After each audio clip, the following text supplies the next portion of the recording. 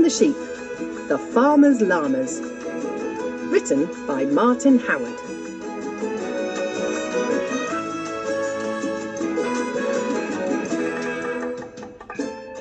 Chapter 1.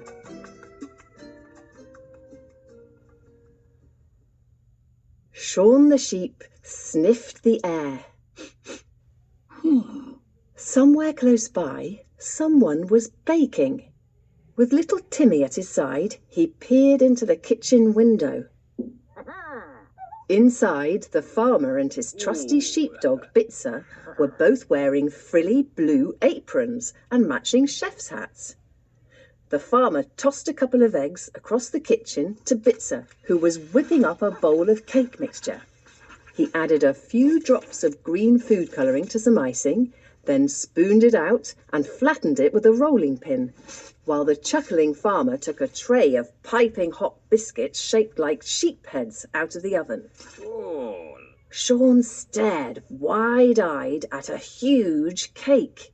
It was loaded with cream and had been decorated to look like a cakey version of Mossy Bottom Farm. For the finishing touch, the farmer piped snowy white cream swirls onto the top layer while Bitzer popped the biscuit sheep heads into place. Hey presto! Yummy sheep! Bitzer and the farmer stepped back to consider their handiwork. The cake was a masterpiece. High-fiving each other, they hurried out of the kitchen. Shaun's tummy rumbled. He looked at Timmy. Timmy looked back. They grinned at each other. A plan was forming in Shaun's mind. A plan that might well get him into lots of trouble and have all kinds of unintended consequences. It was exactly his kind of plan. A few seconds later, the cat flap in the front door squeaked and swung in as Shaun squeezed through. With a quiet snigger, Shaun checked the coast was clear, then tip-hoofed down the hall. In his bedroom upstairs, the farmer adjusted his bow tie.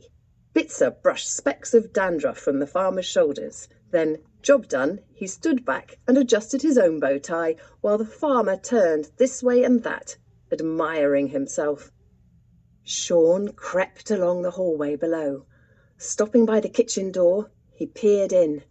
The coast was clear.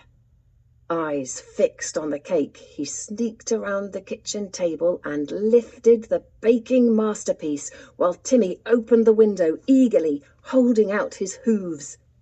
Suddenly, they heard footsteps on the stairs and the farmer's whistle. Shaun dropped the cake back onto the table and fled. Timmy dived into a flower bed. Shaun scrambled for the hallway. The footsteps were louder now. Desperately, he looked around for a hiding place. There was nowhere, except the farmer's coat hanging from its peg by the door. With Bitzer close behind, the farmer stomped into the kitchen. Holding on to the inside of the coat, Shaun peeked out while Bitzer put the Mossy Bottom Farm cake into a box. Still whistling, the farmer rubbed his hands together happily and stomped back to the hallway, where he grabbed his coat and shrugged it on.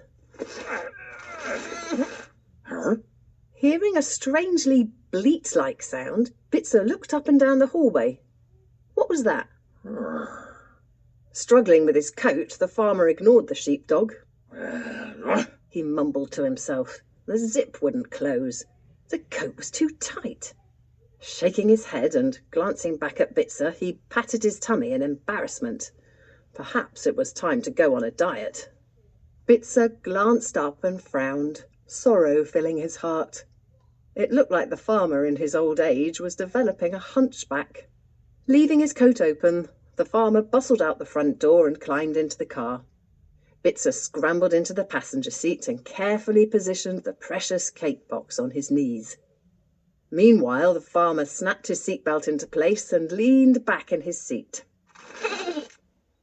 The two of them looked at each other, then shrugged. That funny sound was probably just the squeaky old car making squeaky old car noises. With a cough and a roar, the engine rumbled into life. The farmer steered out through the open gate, and turned towards Mossy Bottom village. As he leaned back in his seat, another faint squeal came from the hunch in his coat. The farmer grunted and squirmed. For some reason, he could not get comfy. Timmy watched as the car roared past.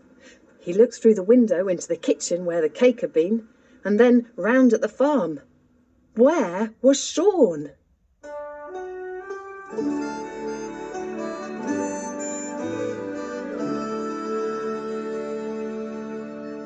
Chapter 2.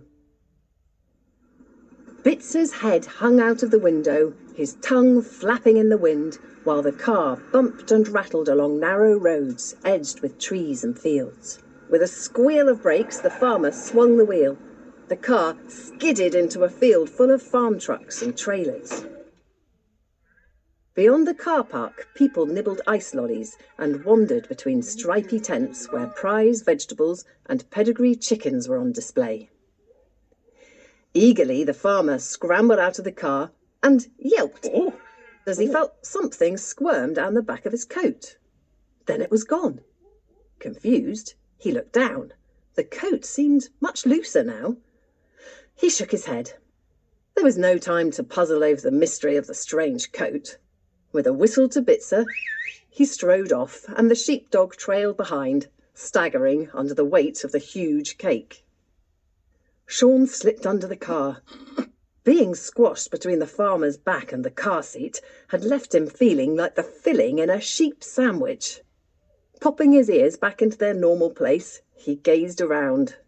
Close by, a man was selling buckets of fresh manure and yelling, "Hit you, very manure! Only 10p a bucket!"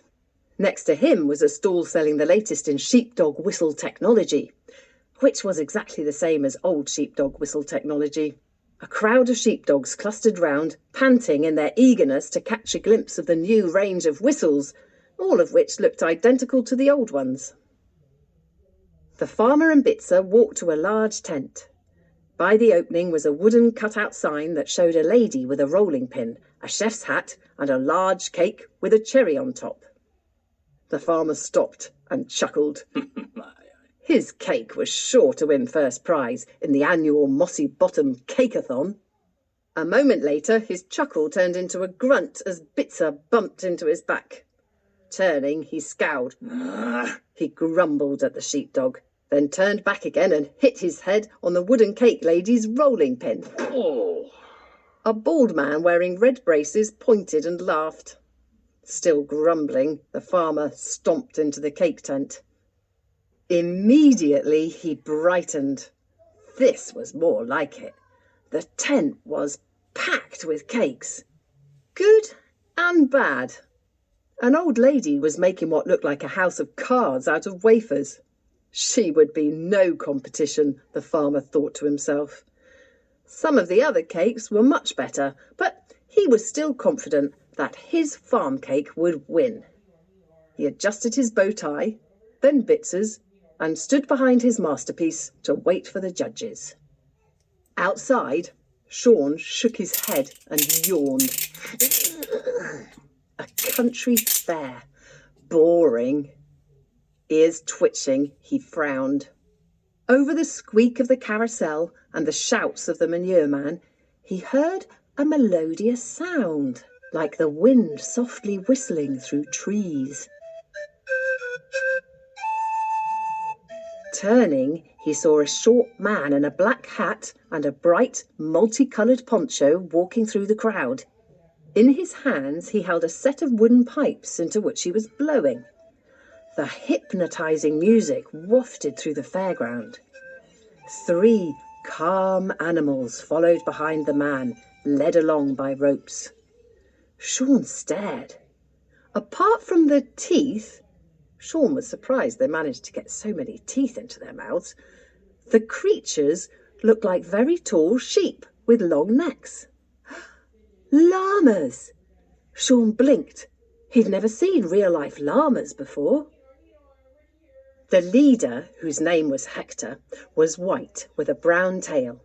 Behind him was a strong-looking llama named Raul, whose eyes were complete